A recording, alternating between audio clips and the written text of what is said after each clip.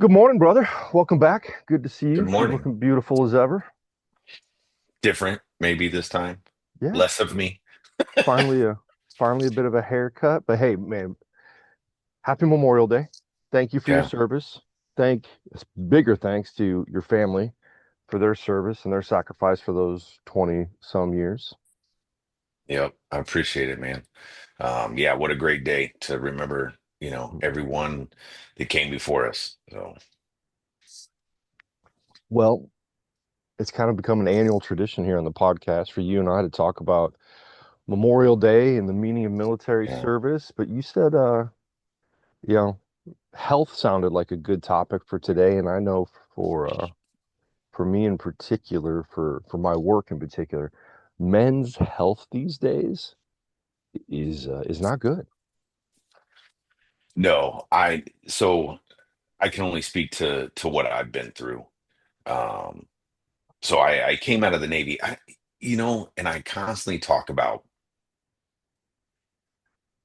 refuting what we learned in the military, right? Hmm. Like just going against it. And I think it's when we get out or we retire or whatever, we just, for some reason, no matter whether we loved it, we hated it, we just want to distance ourselves from everything military. And I don't know why that is. Some people really embrace it, some people don't. But I know more often than not, a lot really kind of try to separate themselves, if not mentally, physically. And for me, it was like, you know, I worked out my entire life, and the Mm. Navy made me work out. It was PT, it was running miles and a half, it was doing cardio. I mean, it was, and towards the end, I was retired when I was 43, 44, Hmm.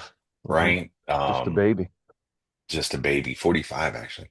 Um, and at that time, forced exercise was not an exciting venture in while I was serving, and it was a young person's um, gig. Like they were all excited, and they're running laps, and they're doing shuttle runs, and they're doing everything. And this group of old cats, right, the chiefs, we are doing everything we can to avoid participating in this monstrosity that is physical exercise. So I get into the Navy, and my first thought is I'm never exercising again, which just sounds like the healthiest thing you could ever think Not or say. not a good idea at your 40s to forsake exercise for the rest of your Yeah. life, man. Well, I was like, hey, I'm in decent shape. Like it'll just carry on. Like I've already done it. I've done it for, 40 years. I've been exercising. I'm good. This should just carry me on. And I think at my heaviest I was 268. So because of That's a COVID, lot of chief, man. That's a lot that of was a chief. that was a lot. That was a lot for my wife to hug. She had to do it in two parts. Yeah, Um, she's a little thing too, man. That she yeah, does not she's have long tiny. arms. Well, and she quit working out too. Like it was Mm. this. I mean, we were so connected, right? I mean, lifestyle's lifestyle. Right, You live a lifestyle in the house, the other person just automatically adapts. I mean, that's right. just the way it is. It's one person has to change for another, and I changed in the wrong way, and she followed suit. So about a year and a half, I went to the doctor. Um, and I wasn't a real huge fan of the guy in the mirror. I'm like, what are you doing? But cookies are delicious, right? And pizza and everything that, I I do remember when I came down to visit after I think you first got to Texas, man. There's a lot of cookies around the house. yeah, cookies, we're a big cookie family. I mean, we ate pretty I felt like we ate healthy. I mean, man, you taught me Yeah, about tri-tip and cooking up a yeah. nice hunk of beef, but yeah, the cookies were quite prolific. No, when I did my DNA test, Cookie Monster was like third level up, second cousin twice removed. Nom nom nom nom nom. That's you Yeah. always did that really well, man. So I go to the doctor, and he's like, hey, if this is the lifestyle you've chosen, we're going to start blood pressure medicine. We need to do cholesterol medicine. My anxiety, as you know, was at Hmm. an all-time high. Hmm. I can't even express I mean, with my son, it was the Christmas right before I went to the doctor. We were in line at Burlington Coat Factory, which is the greatest place to take a teenager to shop for Christmas gifts for their friends. He's like, this watch is $10. I'm like, Yeah, man, have at it. So he looks like Santa Claus at school, and we were in line, and I was having a full blown anxiety attack, and so here my 15-year-old son is trying to talk me down, take care of me, just because of the crowd. Wow. Anxiety was through the roof, digestive issues through the roof. Um, my body was turning on me and trying to tell me a sign, but I Right. wasn't listening. Right. Well, and So, that's, we try to teach people these days, like, look at your anxiety as a sign, man. It doesn't have to be a mental illness, but it is definitely an indication something's not right. yeah, I was a wreck. Mhm. Um, even when we went golfing that one time, Yeah, it just through the roof. Like being in crowds, being around, being away from my home was a struggle. man. So I'm going through all this. I remember you losing your breath just driving the golf cart, man. That was not a good sign. I mean, Hey, but you I weren't hit. even carry, you couldn't even pick up a club without going out of breath. I'm telling you, that driver had some weight. I was like, what is that? Like 3 pounds? Um, so I go to the doctor, and I hate medicine more than anything in the world. I can't stand being on pills. Um, it's just not how I want to live my life. I don't want to be carried through life. So I told the doctor, give me 3 months. So for 2 months, I worked out really hard, and then I stopped again. Right. Where's the logic there? Bro, fell off that train, right into, I think, a cheesecake pie, right? And didn't work out. And I think I had lost like 10 pounds, ballooned back up. And summer, we went on a cruise, April and I, on a Disney cruise, which was great. And we looked at the pictures, and we were both like, wow, we are we are thick. And then I went back to Indiana for a friend of mine's 50th birthday that I grew up with. And they're used to seeing a different Joe, right? Right, right. Fit, Navy, and rightly so. They were giving it to me, Yeah. Now this was right? this wasn't Mark's 50th that we were at together. This No, is a different one. no, Okay. no. This was a different one. I think I barely moved from the table. It's so much effort to get up and Mm, walk around at that one. yeah. Um, Dang, Jabba. I, I know. I was looking for Princess Leia. She wasn't there. Um, so I go back for the 50th, and my country boyfriends that I grew up in a small town were Hmm. just, man, they were giving it to me. Rightly so. Um, I mean, stuff that I wouldn't say on camera, like they should. I appreciate that. As I said, we do not edit this podcast, so Yeah. let's keep it for the kids. But I could So imagine, yeah, old friends can be pretty ruthless. probably saved my life. Hmm. I came home, told April, I said, that's it. I'm done. And hit the gym.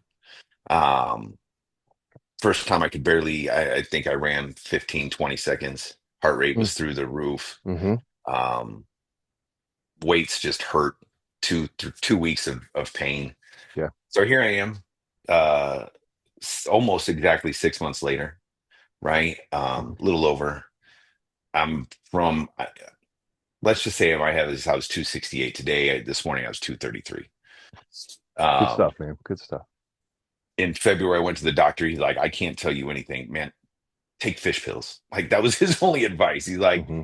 eat more avocados and take fish pills, man. You're great. My blood Yeah. pressure evened out 128 over whatever. Um, Anxiety is 98% gone. That's a big Like, improvement. oh man. I mean, still crowds get to me. Right. If it's too packed, I'm like, I'll wait outside, But right? don't you think that's a factor of your military service? Or has that always been there? I don't recall that being No, there back in the old it, days. as you remember in Ball State, I really loved crowds. You sure The more, did. the better.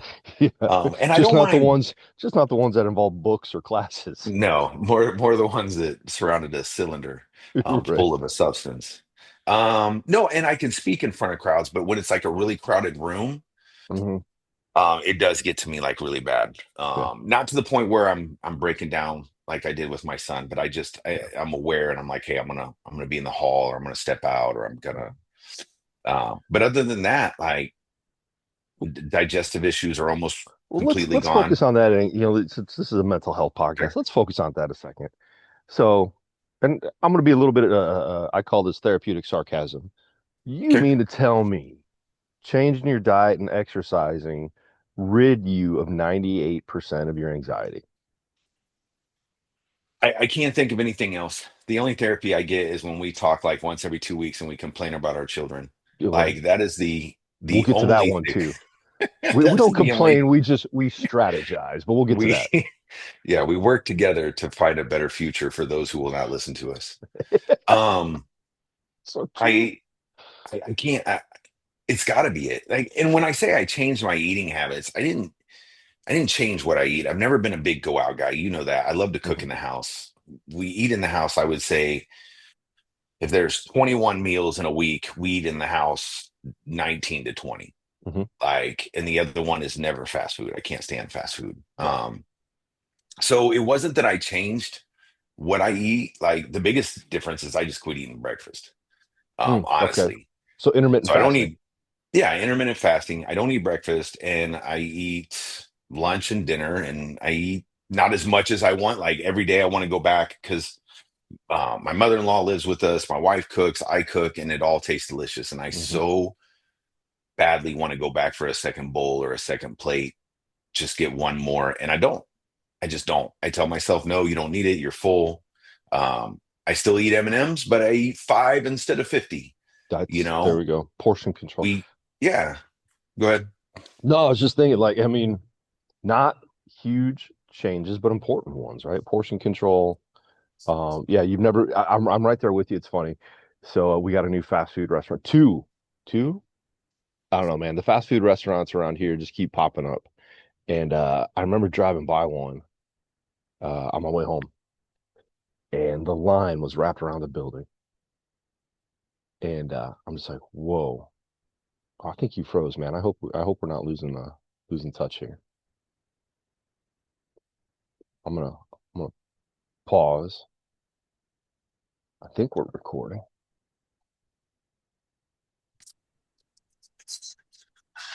Beautiful. So you lost power in Texas, and we're not going to edit this, so hopefully that pause was enough. But yeah, you disappeared for a minute there.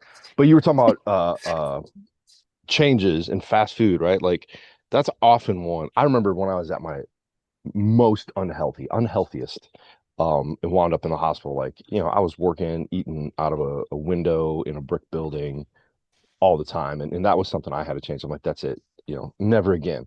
But around here, the fast food restaurants just keep popping up, man. They're just like boop, boop, boop. It's just Yeah. all of it. And the way they construct those these days, it literally takes seconds. And you're just like, whoa, when did we get a Yeah. Popeyes? And I tell you what, like, I swear they pump something in the air because it's like, man, that smells good. Mm, Right? And it's like, yeah. no, I can't. I can't. I don't want to because once you start that habit, and there was a part of me, I'm like, boy, I don't know. I don't think I've ever in my life had Popeyes. It sounds like it should be special. I should try that. It And thank is. goodness the line is wrapped all the way around the building every time. As I'm like, no, just keep on driving. Um, so yeah, all right, no fast food, I portion mean, control, intermittent fasting. I do eat fast food. To say I don't eat fast food, I mean, once in a while. Like I'm not gonna lie, I love Popeyes. Like, oh my God, do I See, love don't Popeyes? now you're putting that in my head. I'm Oh gonna have no, to it's try one. delicious. But any so the whole point, Oh, the way I developed workouts, the way I run, the way I eat is so it can be sustainable forever. yeah, Right? Big changes in diet you won't keep. If I deny right. myself cheesecake, Hmm. once I allow myself cheesecake, I'm not going to eat a piece. I'm going to eat the whole damn cheesecake, Yeah, right? If I yeah. deny myself fast food forever, well, eventually I'm going to want fast food, and then I taste it, and then I'm going to want it all the time. So Mhm. the things I do is stuff that I can sustain. Like, okay, I go to fast food. Well, I don't need the French fries. Maybe I just Hmm. want the chicken tenders from Popeyes, or Hmm. um, maybe I eat two fries out of Kale's McDonald's bag, and that's enough to remember that McDonald's fries are delicious, but it's McDonald's and it'll kill me. Yeah, You yeah. And know? and I love the dad tax, right? Not getting your own, but taking it out of the kids. That's a good Yep. idea. Absolutely. Um, yeah, and I think that's something. I mean, so many things we've highlighted here, right? Men need to get to the doctor. Mm, We don't do that, right? And why not? You illustrated a great story. Well, because we don't want to hear the results. We don't want another man being yeah. like, "Hey, bro, you better get it together." I love the way your doctor presented it. Like, yeah, if this is how you want to live, here is your treatment plan. Here's all the pills you're going to be on and what we're going to do and all that. Or you can get it together. I know it's funny, just you're aware of our the old guys fantasy football group. We still text each other Mm, every once in a while. And the text this week was one of the gentlemen showing his pre-colonoscopy workout, the jug of juice he had to yes, drink been and there. all of that stuff. Yeah. So just, it's great to have that accountability too. Other guys that care about you to be like, hey, come on, let's go, get it together. But now when it Yep. comes to working out, for me to stay on the horse, I got to have a finish line. And I've learned that about myself over the years, right? There's got to be, I'm training to do a 100-mile bike ride in August, right? That keeps Mm-mm. me going 5 days a week. I'm on there. My tuchus is hurting from being on the bike. Last week I did 40 miles out in the wind. It keeps me going every week. I have to have, and afterwards, I know after that event in August, I'm gonna be like, I got to find something else to do, or else I'm Yeah. just gonna stop. I'll take a break, but then I'll stop. What keeps you going? What are some other ways other than a finish line to be like, okay, I have to work out this many times a week? Well, one, I really, unlike when I was in my 20s and 30s and I was working out all the time, one, because the Navy made me, two, because I enjoyed it and lifting bombs is not easy. Hmm. Now I really like, I'm going to be honest, I have not worked out in the past 2 days, right? My Hmm. big thing is I have to close my rings on my watch. And if I can do that organically throughout the day, doing yard work or mowing the lawn or any way that I can get these rings closed, then my reward is I will not hit the gym, right? Because your muscles still need to rest, right? Or lately, what's keeping me going is I'm breaking my 5K record like almost every time, right? And I do that by I do hit training. So I run, Hmm. basically sprint for a minute, and then I walk for a minute, Hmm. right? Good. And so I've taken 10 minutes off my 5K in the last 3 weeks, So right? I what just is keep about an breaking the record. hour, 2 hours now to get that 3 miles in, or Now I'm in like 32 minutes and I literally walk for 12.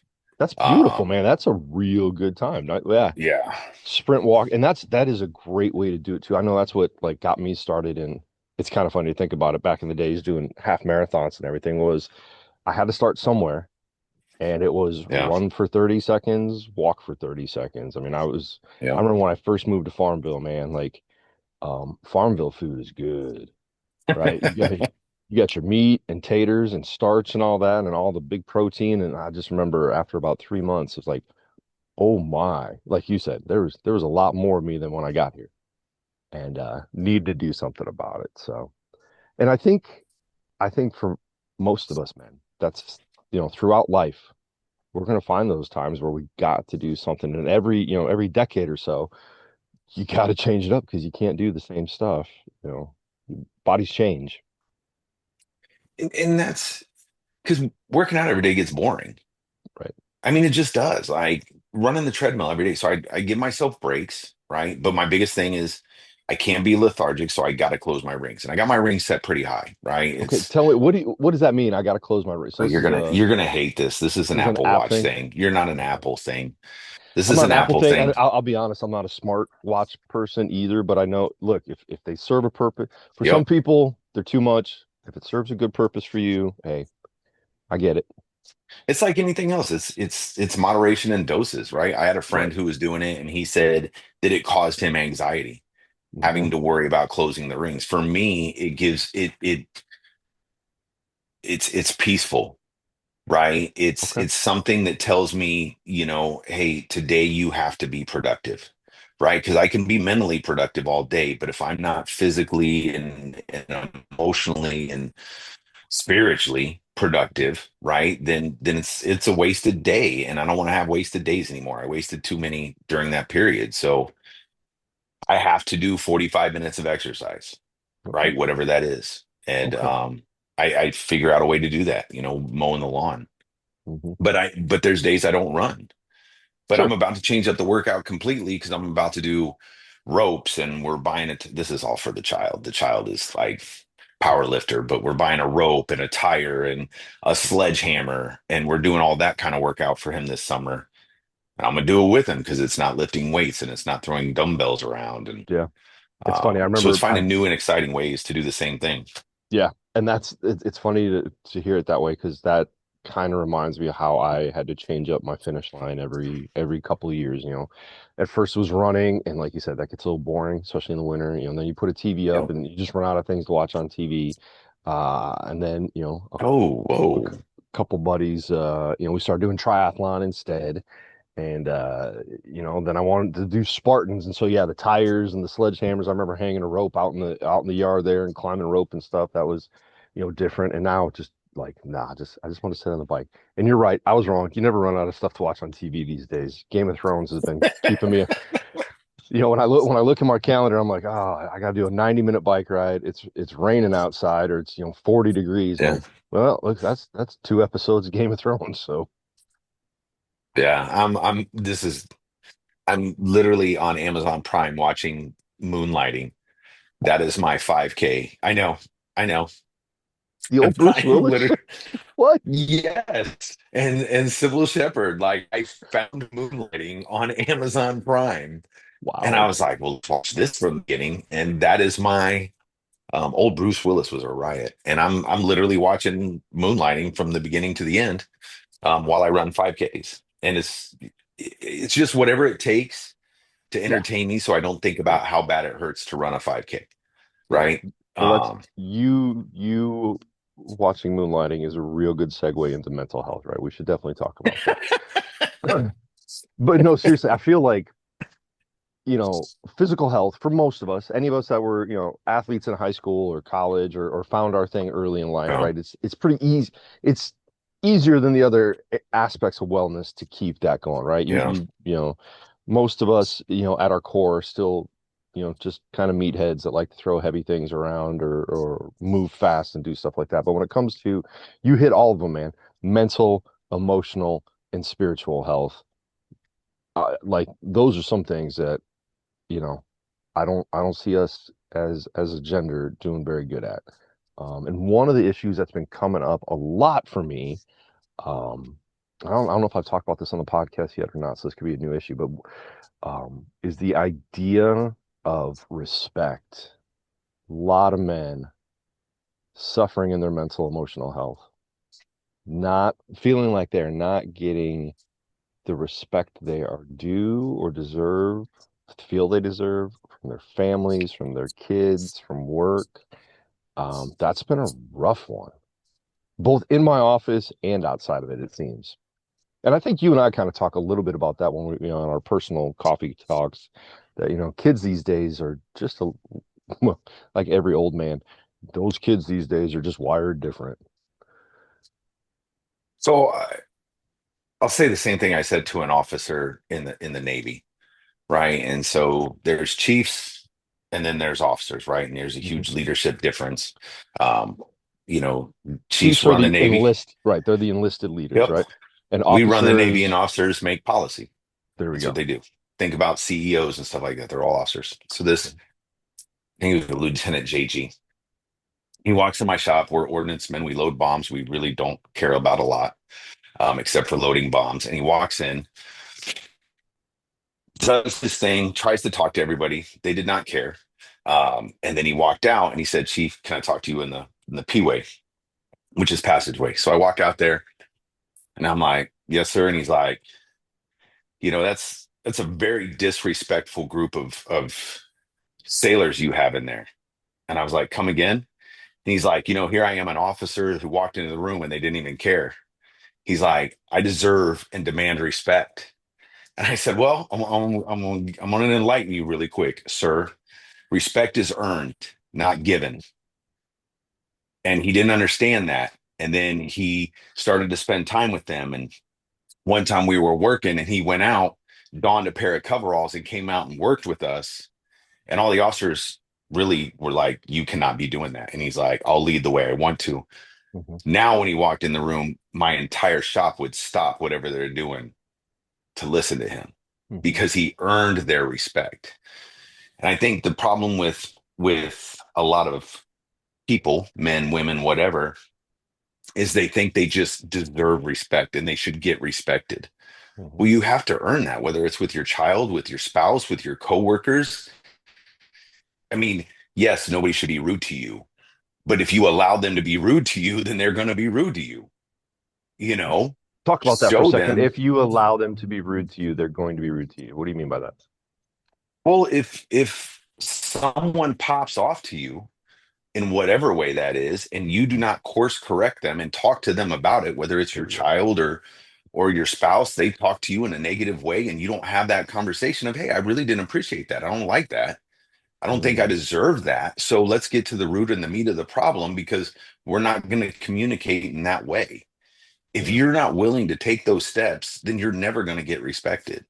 And those are I hard conversations. Yeah, and there you go. I think I was going to argue with you about the idea of it being earned because a lot of the men I run into are saying, "Hey, I do all these things. I put in the time. I provide.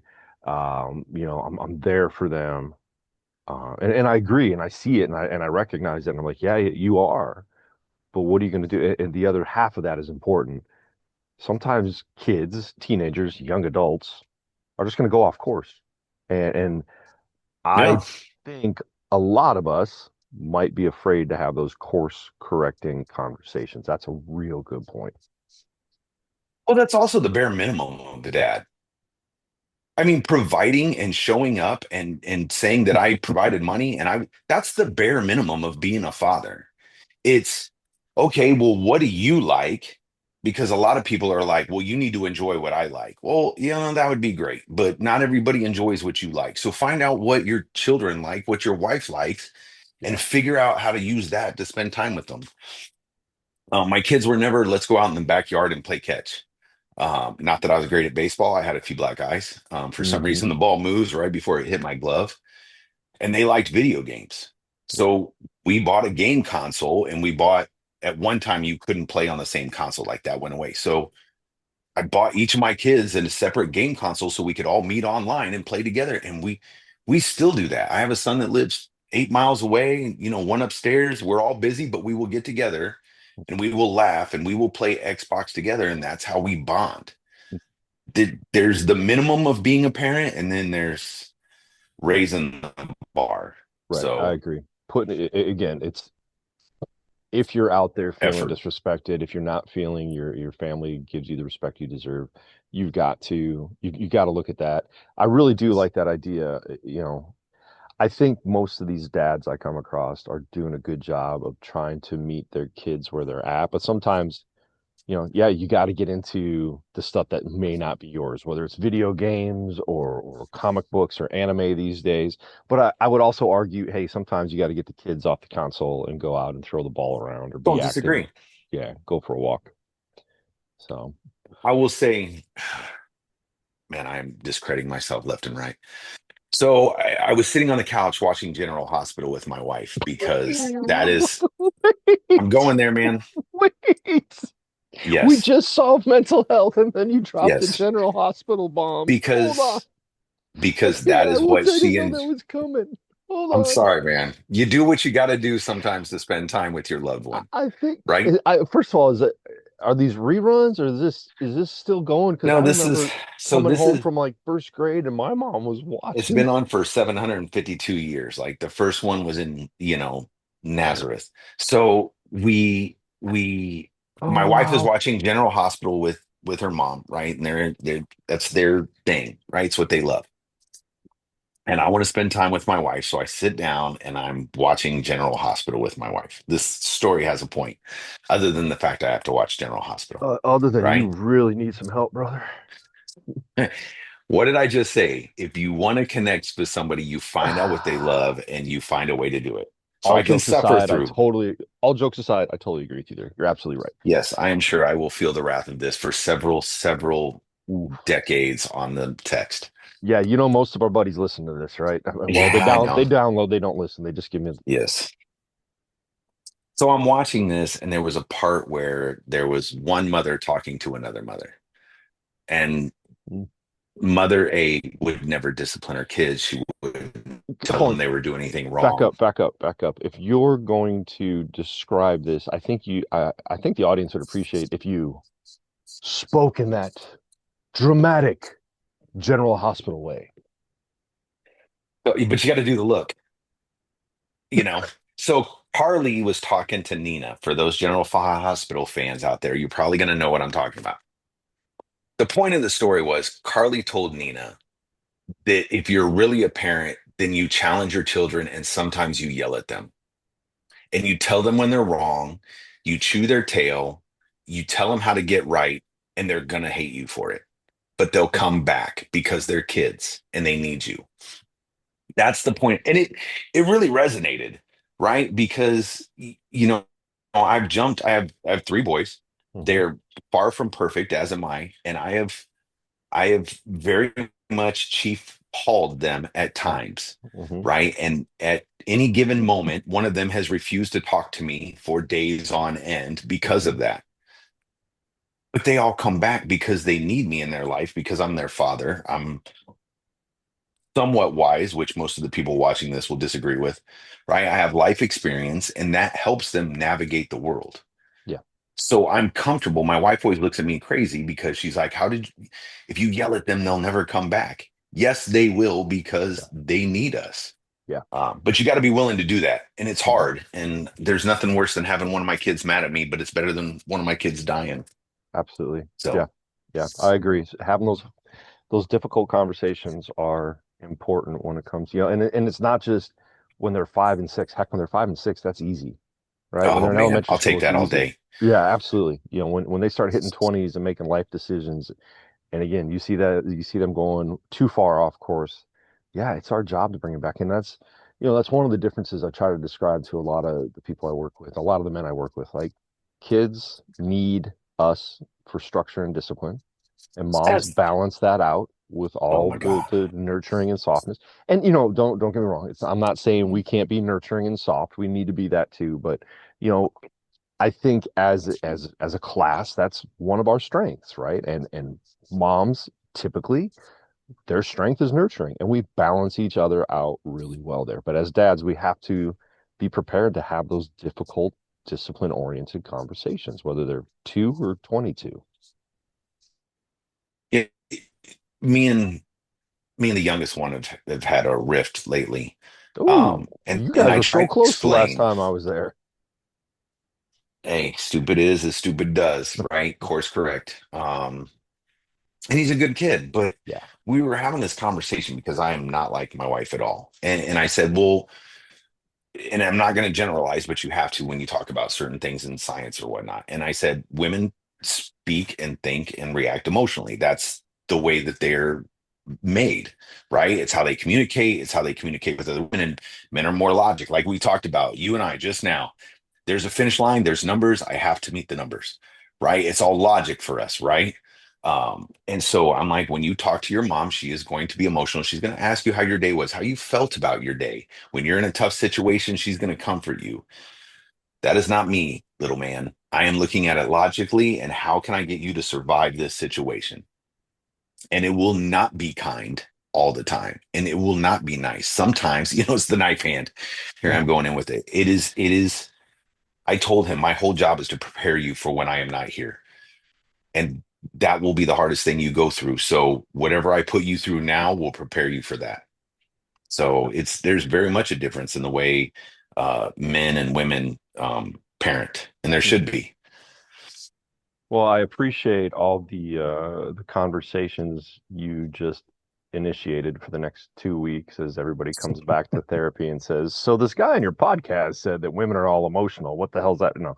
Um, and Yeah. like you said, you started with the caveat of, yeah, I don't mean to generalize, but for the sake of conversation, generalizing. And I think that also goes back to, moms and dads, men and women, parents together need to balance each other out with discipline and nurturing both, right? Again, it's not always nice when it comes for us, but we can be soft, we can be nice, but sometimes, yeah, we have to be direct as well. And pull, I like that. Pull out the knife hand, pull out the ridge hand, be like, here is your course correction now. So I want to summarize that up when it comes to men's mental health, right? If you feel you're not getting the respect you deserve, look at yourself and see how you're approaching that, how you're being present, what you're doing, and have those difficult conversations. And you made a really good point. I think sometimes we can stuff things down, avoid those difficult conversations, and when you get to that point, It's too late. You got to course correct. You got to pick your battles first of all, but you got to course correct often and not wait for it to build up and become a bigger issue. Something you mentioned though also. Talk to me now. I'm not sure you're ready to talk about this on camera, but did you say spiritual health? What's that about? Well, I mean, if you don't believe in anything, right? The saying, you'll fall for everything. Mm, Um, it's and I am, you know me, I am not a church, right? But I am highly spiritual, right? I have conversations all the time. Call it prayer, call it whatever you want. Um, I call it prayer, but other people, and I've always taught my kids to think individually and find religion in their own way. They were all raised Catholic. They all went through confirmation. They all went through first communion, baptism, the whole 9 years. I'm like, I'm giving you the groundwork to figure out your beliefs, whatever they are, right? Um, but organized religion has been hard for me, but that doesn't mean you can't be spiritual. It doesn't mean you can't believe, doesn't mean you can't pray, doesn't mean the whole 9 yards. So for me, spirituality is essentially being humble, mm. right? That there's a higher power. And if I'm not humble and realizing that I serve a higher purpose, that I am not the end goal, and this life that I live is not the end goal, then I will lose sight of what is important, which is my family, which is raising them and all those things. So that's really the spirituality for me is being humble in this life that it serves a greater purpose than my own ego. Before I crack a joke on that, I just do want to comment that is a Please do. beautiful way to summarize it. But most of the people out there that knew you 30 years ago just spit their coffee out at the idea of you being humble. I know it is something, hey, progress, not perfection. It is something I Amen. struggle with on a daily basis, right? Right. And I'm teaching my youngest one who y'all have met him, Joe 2.0, is Uh, teaching him, I'm so sorry. Isn't that what everybody always used to threaten you? Is I oh hope you have a man, kid just like you. yeah, God works in mysterious and amazing ways. And teaching him humility, right? Yeah. It's really I now understand what my parents were going through as I was Mm. growing up. And my sister's here visiting and she just laughs all the time. Oh, I bet. I bet Um, it's beautiful when you get to see yourself reflected and others get to chuckle about it. So I love that idea that, and we talk about that a lot here, and you and I talk about it. Like, spirituality doesn't have to have a religion around it, but recognizing there is something out there greater than you that at work. Now, one of our friends just started going to church probably about a year ago, and he describes it as, you know what? I'm not sure what I believe, and it's been a while since we talked about it. I'm not sure how his beliefs may have changed, but he said, I'm not sure where my beliefs are, but I know it's an hour every week for me that I just get to think and take time out and consider what's out there. And I thought, dang, that's another beautiful way to summarize it as well. Um, so let's maybe explore this through a bit of a debate. You spent You spent 25 years in one of the most hierarchical organizations in the world, the U.S. military, specifically the Navy. mhm. What's your issue with organized religion? Um, do I really want to go down this road? Um, it's for one, I really don't think there needs to be a conduit other than myself to God, right? Okay. Um, I just that can be a very much, you know, personal conversation. And Yeah. being raised Catholic, that is not what it is. You need an in between, right? You have to confess, you have to do this. So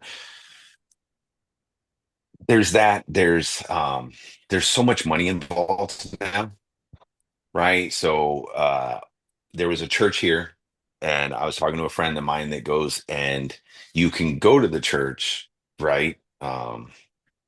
But eventually they want your W-2 so they can see Oh, how much you owe the church. Well, right? okay, now Because wait, you, you're not exaggerating there. Like literally, no, I'm there's a not. church. There is, Okay, there is, that's maybe that's I don't know about other people out there, but that strikes me as going a little out of bounds. there is mega churches everywhere in San Hmm. Antonio, right? Okay. These shopping mall churches and the Cornerstone Church, and I'm not against that. If people want to go to that, man, by all means. Hmm. My thing with religion is it should and is personal.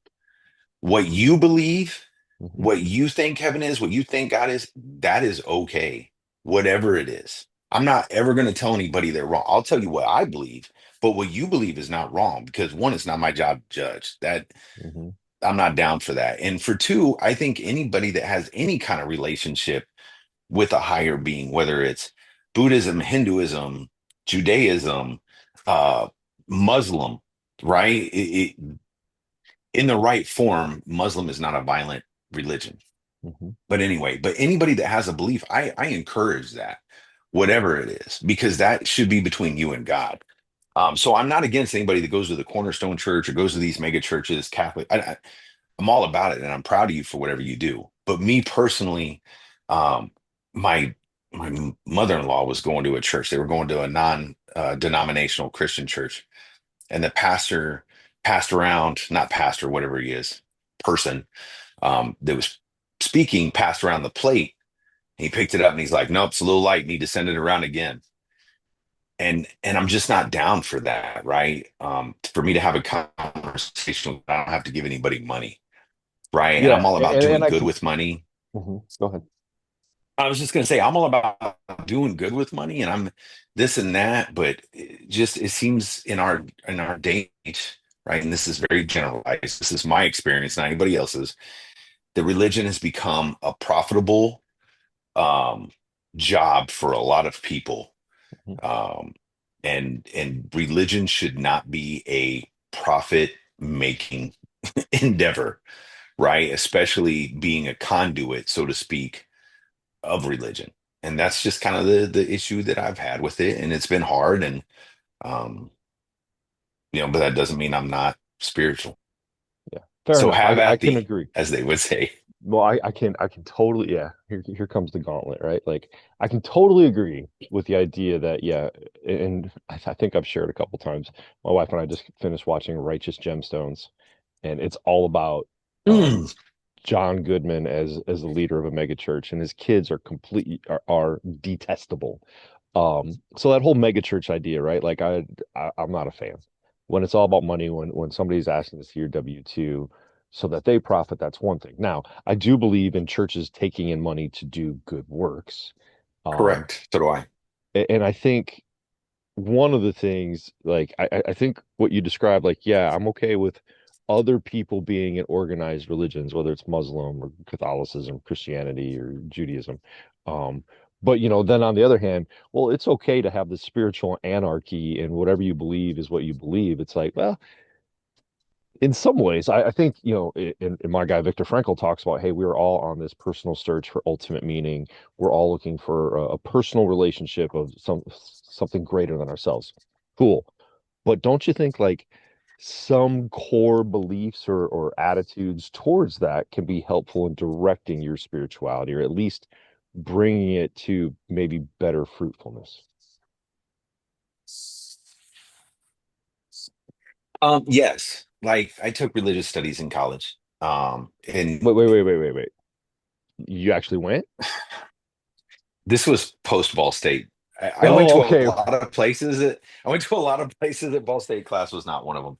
This was Navy Except for college. philosophy. I love Dr. Yoon. I still remember Dr. Yoon at Ball State.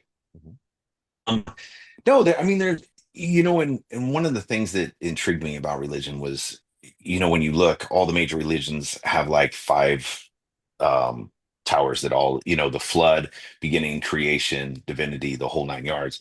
And it was just interesting to me and took me down this thought process of how is it possible that all the major religions are so in common, but yet they say that you can only believe in one and you can only have one, Mhm.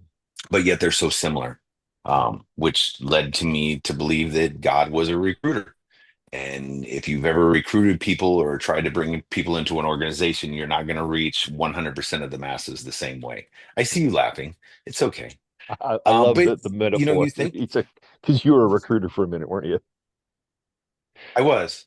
Good. And you can't talk to person A and person B and get them to believe the same thing the same way, Hmm. right? But the ultimate goal is to have a relationship with God. Hmm. That's the ultimate goal. So I am very much of I respect what people believe. Hmm. And I'm not saying church is bad. Believe me, there's days that I really miss going to church. Well, why don't you go? Um I just can't do it. Like Why I not? just because growing up Catholic is very hard. Been It there, is man. very, very hard. And to see people that on Sundays are so devout Hmm. and then what they are like the other 6 days of the week is rough. And But that's why we have church, right? Because I mean, none of us are that perfect, Captain Humble. I'm oh sorry, no, Sheep Humble. I But I, I don't I hear that argument all the time, and I just think it's gar. Whoa, you go to church, you're all perfect, and then you're just a no, jerk all the I don't expect people to be perfect. That is devout. not what You I'm said saying. devout. You said devout, right? Like, yeah, they sit Well, down, the kneel, pray. They do the whole, they do the cat, the church aerobics, whatever it is. But okay, we're flawed the rest of the week. But why does it's that not mean? even it's not flawed. Uh-huh. There the whole purpose is to be a good human. You and I A talk about conscious that prolifically, man. Love that idea. Be a better human. the whole idea behind religion is just to be a better human, Hmm. right? Whether it's the 10, it's just be a better human. And there's mistakes, and then there's just I'm a horrible ass human, Hmm. right? And my problem isn't with people that make mistakes. It's my problem with people that present themselves as a good human one day, and then the rest of the week they don't mind being a horrible human. Hmm. And seeing that and being surrounded by it affected me emotionally, mentally, and spiritually. Hmm. I'm all about going in there and seeking forgiveness. Don't get me Hmm. wrong, that is the whole purpose. Hmm. But I don't see you seeking forgiveness. I don't know what's in your heart. I don't know what you're saying, but I know what you're going to be Careful, like man. 10 You're minutes walking after in. we get out of Careful, man. You're walking into my trap. judging. I know. Yeah. Oh, whoa, wait, wait. Where's it gonna go? Tell me more. Where are you going? And I just You can't, you for just me, I said it, couldn't brother. handle it. You just said it, man. Like I don't know what's in your Judging. head or your heart, but I'm gonna assume you're a horrible human the rest of the week. No, no, Hey, I physical evidence, visual evidence that they're horrible humans, uh-huh. right? Like, and I just, for me, it was counterproductive to surround myself with that, right? Because you have to surround yourself with people, with humans that make you better.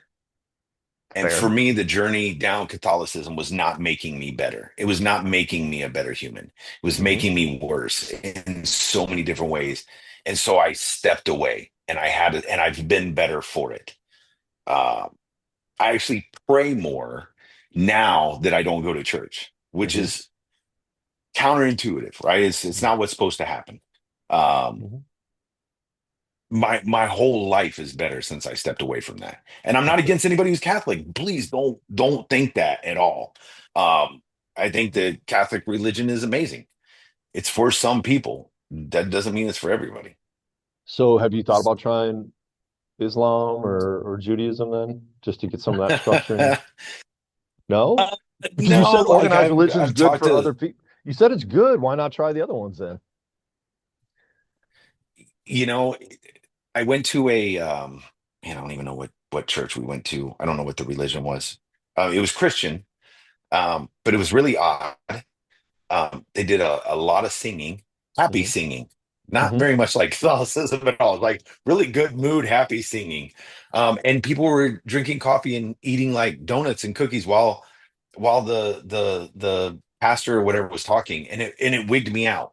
I was just saying it I'm must have gonna just be real. rocked your inner altar boy, man. Like that must have really messed you up. April and I were like, what the like we it so that's where there's a real struggle, right? Hmm. Because part of me really loved the structure of Catholicism, Hmm. right?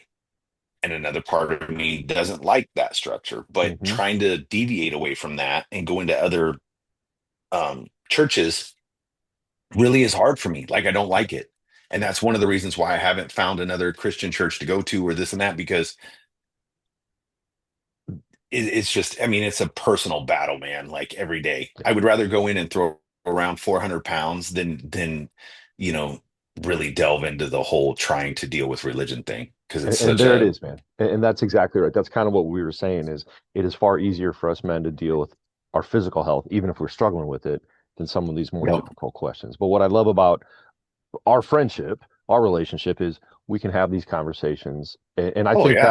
that is part of spirituality, right? Nobody knows it all for sure, right? But part of it Nope. is that exploration, and that's why I continue to push you to like, hey, man, uh, give it a try. Try something, even if it's not Catholicism or back to Catholicism for you. Maybe it's Protestantism, or I don't know. You'd make a good Mormon, maybe. I don't know.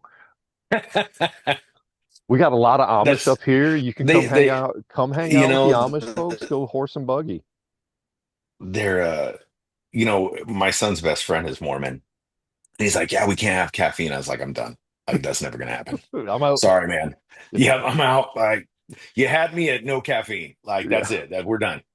yeah, No, and what that's great for my son. He surrounds himself with people with different religions, and there's no animosity. There's no nothing. They have great discussions. yeah. At his age, they have great discussions, and that's something I don't think I know I didn't have. I don't know about you, Right. but we just never talked about religion when we were growing up. Like that was No, man, taboo. you went to CCD. I don't even Yep. remember anything from those classes other than, we had some weird workbook that we went through. And I, I don't, I don't know. I don't think it was good back then. I know people are trying to do it better now, but yeah, for me, until you get into like a world education class in college or you start to explore on your own, it leaves it. I think we do a poor job in teaching young people like, hey, here's how we do it. Here's the foundation I'll give you, but here's also the way to explore. Here's how to learn more about these different areas in life. And it becomes, you become 40 or 50, and you're like, oh, I hate religion's bad and bad. It's like, no, no, no. You got to explore because, hey, for it to survive, some of these religions, a couple thousand years, there's got to be something Yeah. behind it. There's got to be something there to figure out. I really like some of the stuff you were talking about. I'm reading Campbell's Hero with a Thousand Faces right now, kind of like the description of the hero's journey throughout mythology, and it certainly pulls in a Oh lot of yeah. religion. Jordan Peterson talks a lot. He does a beautiful job going through taking all these ancient myths and stories and putting them together into some kind of coherent, psychological, sociological theory. Smart people are out there talking about it all the time. You and I, not as smart, but we still get to have these conversations and try to explore it. And I think that's part of being spiritually healthy is recognizing we don't know it all, but we've got people we can have conversations with and to explore, whether that's reading, whether that's trying different churches. I expect to see you at synagogue here pretty soon, whatever it might be. I No, just it's I can me and my parents never talked religion once when I was wow, growing up. We just didn't. that, It was straight Catholic. You go to church, you come home, and that's it. yeah, Never talked to me about what I learned in CCD. Never talked about any of that, right? Which is just really odd to me. How can you call yourself a religious household, but you never talk about religion? Like the only thing we did, we would go to church, we would come home, we'd sit around, we'd pray before dinner, and that was the extent of religion. yep, And it was to me, again, that is so very odd if you're a religious household, and we were. yeah, Um, so with my kids, like we talked about it all the time. What'd you learn? What did you think about what you learned? Right. yeah, Which was way different than the way I grew up. And even Kale goes to a Christian youth group. He hmm, does not go to the church. We do not go to the church, but his friends invited him. Right. And he went there and we talk about what he learns every day because they have a different take on it than Catholicism for sure. oh yeah, And I only reach from what I remember and what I know, but we have these incredible conversations about what he learned. And then my next question is, well, what do you think about that? How they presented it? And what do you think about the Bible verse that they said? And they're great, great conversations. And he's like, I don't agree with everything that the pastor or whatever said, which is something you would never say in a Catholic household. Like, hey, I didn't agree with the priest. Oh, well, Mhm. move out. Um, Well, so I would think maybe in the Catholic households we grew up in, I like that opportunity now, and we have the same conversations here. Like, yeah, what did you think about that? And, agree, disagree. How do yeah. you apply that to your life? What parts of that?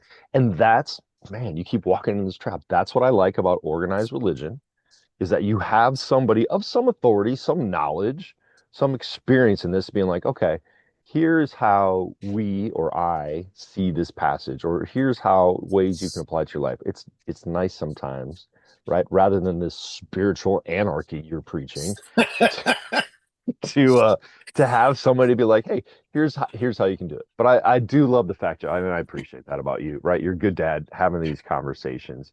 I think that a lot of, if we were to summarize a lot of the needs for men's health, it's having difficult conversations, having, and they don't have to be difficult, having spirited conversations with your kids, with your wife, with other men about, hey, you and I meeting up every couple weeks to be like, hey, is this normal for kids to be this way? Because they're driving me crazy, right? Like, The and that best thing I accountability. Go ahead. Yeah. Oh, I was just gonna say the best thing I ever did was get my degree in communication. Right. It not that it I've always, I've always been a talker, you've known that, but understanding communication in the different ways that people speak. Like when I said earlier, the way that men and women communicate. Like I took classes on that to understand it so I could quit miscommunicating with my wife. Yeah, how'd that I've work out for you? exponentially I've failed every Yeah. day. I mean, I literally can apply what I learned and it goes out the door the minute we start talking and I forget Yeah. everything I learned and I mess it up. But um I think it's just you don't have to be a communication major to make an effort to communicate. Right. It's Right. just making the effort to have those conversations, to say this makes me unhappy. That was one Mhm. of the best things that April and I ever did was we had an honest conversation 20 some odd years into our marriage about what made us unhappy. Stuff that we Mhm. didn't know. That Mhm. we had never talked about it because it was just go along to get along. Yeah. And I think you have to, whether it's with your kids, with your friends, this makes me unhappy. And if they love you enough, you will get better. It's beautiful, man. I think that goes along also with, relationships, mental, emotional, spiritual health, but also physical health. I love the fact, I've got that small accountability group of two other gentlemen that that we talk about working out. And, one of them, God love him, was a former judo champion, and he's gotten back Yes, into it in almost 50 and is very proud. really rocking it, right? So you're out Yeah, there. he's killing it. Yeah, he's doing awesome. You're lifting. I'm riding the bicycle. There's that fourth guy we really need to get moving a little bit more, I think. So Well, height is a factor. They don't make bikes that are short enough for him to actually get onto a bike, and treadmills are daunting. To have to that's, use, a step ladder to get onto a yeah, treadmill he has got to be does rough. need a step stool to get up on Yes, that treadmill. He just fell over on the road because he listens to he's this while he's walking the dog. yeah, Gonna we're have to gonna have a pay for talk to him. this. Yeah, We will see in the accountability group here soon. No, I'm running, I promise. If you're yeah. texting us, how are you running, brother? Just because you whip your phone across the yard to make it look like you moved some GPS miles does not mean that you actually ran. Hey man, again, we're recording before Memorial Day. I hope you have a lovely Memorial Day weekend with the family. You certainly have earned it. Your family's earned it. Thank you for your service. Please give everybody down there in Texas a big old hug for me. I will. Got nothing but love for you and the fam, and thank you for having me on again. I Yeah, appreciate thanks, it. man. Love you, brother. Love you too.